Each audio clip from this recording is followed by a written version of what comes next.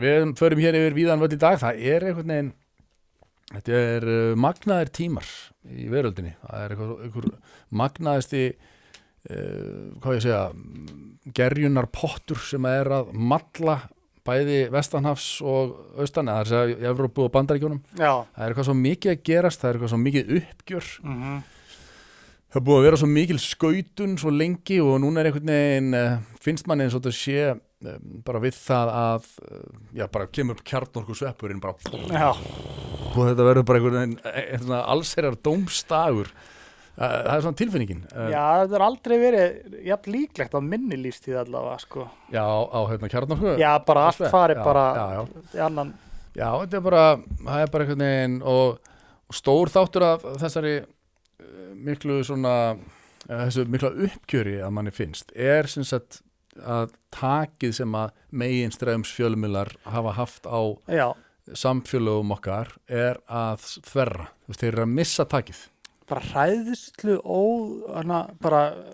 áróðurinn sem bara pumpast til okkar stöðugt á milli þess að komu auglýsingar og að kaupa þetta og hitt og þetta og þetta. Svo bara hræðslu, bara er búið að tala um þetta lengi, skilur við. Þetta í fyrsta skipti í, nútíma mannkynssögu eftir að prentmiðlar og svona fjöldapressa ruddi sér til rúms sem að einhvern veginn, við erum að fá, bara að heyra einhvern sannleika sem ekki haldið að okkur, ósannindi sem haldið að okkur frá þessum meginstraumsfjölmiðlum og það rosalega stór og mikil breyting og þar kemur náttúrulega Elon Musk bara einn sem bara, það ótrúlegt hvað hefur gerst bara með tilkomu hans á X. Og svo líka sástu það sem Zuckerberg var að segja í viðtali, hann bara, ég bara einhvern veginn fíla Trump, hann bara badass, það bara badass, það var snögg,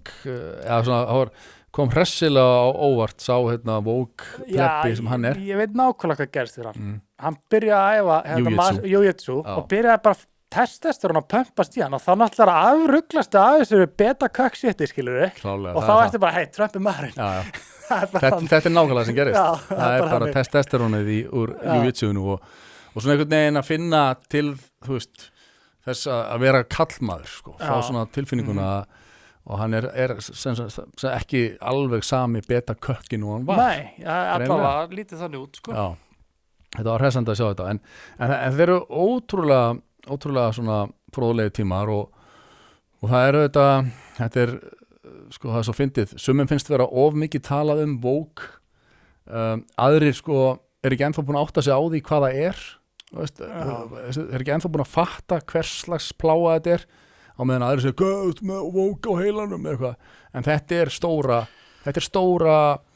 bara 21. aldar fenómenið sem það búið að gjörsamlega drekkja okkur í rugli og undanförnum 10-20 árum og núna einhvern veginn finnst manni að sé svona massíft uppgjör við það rétt handan við hornið. Hvernig getur maður samt ég pælti í þessu, hvernig á ég að útskýra fyrir, ykkur með svo pappa mínum, skilur, hvað Vogue þýðir, skilur, hvernig getur útskýrt það svona og ég var að pæla í þessu, þetta er dulbúinn úbermarxismi eða kommunismi eða bara eitthvað geggjaður sósíalismi, dulbúinn í góðmennsku. Algjörlega. Það er basically málið, skilur. Það er ein leið til að skýra þetta, alveg klálega. Og einmitt svona, önnur þetta er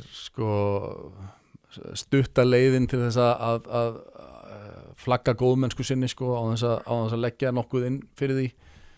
Síðan þetta náttúrulega, stóri þátturinn í þessu þetta marxíska element að heiminum geti réttilega verið skipt upp í 2 megin hluta og það annars vegar kúarar og hins vegar hinnir kúuðu og það þurfum við að vera alltaf með þessi gleru á sér til þess að spotta hverjir að kúa og hverjir hinnir kúuðu hverju sinni og þú sérð alla veröldina með þessum glerugum, það Vogue.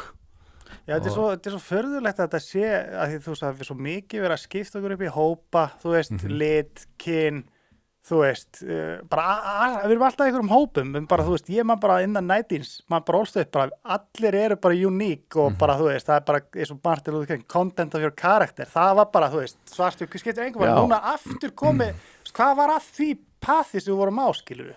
Algjörlega, og það er nú það sem að hefur komið okkur lengst, það er að við settum í fyrsta sæti verðleika hvers og eins og við værum verðleika samfélag og en núna er það þannig að sko fólki finnst og er samt ekki það er ekki allir svartir sem að sko finnst þetta í lagi sko að vera að setja sig í einhvern svona kvóta en það er ákveðnir aðilar sem að hugsa það þannig að verðleikarnir skiptir ekki lengur máli, heldur bara sko ef þú tilheyrir einhverjum hópi sem að samkvæmt einhverjum skilgreiningum á að hafa verið niður tróðin einhver tíma, þá er ég að taka þig fram fyrir í einhverja röð og þetta er náttúrulega verður til þess að sko, ef við samþyngjum þetta system bara að þá fellur út allur hvati fólk til þess að gera vel í lífinu, sérstaklega minnihluta hópa sem að segja þá bara nei, ég hef enga ástæðu til þess að vera að leggja á mig og reyna að skara fram úr ég á að fá að komast fram fyrir röðina því að ég á svo bátt og þetta er náttúrulega bara handónýtur hvati sko. Já, frekar glata. Þannig þetta er fróðlegt allt saman og við förum vissu leiti yfir þetta í einhverjum fréttum hér í dag en við ætlum að hefja leikinn og við byrjum að vanda á dagskrárliðnum 5 fyrirsagnir.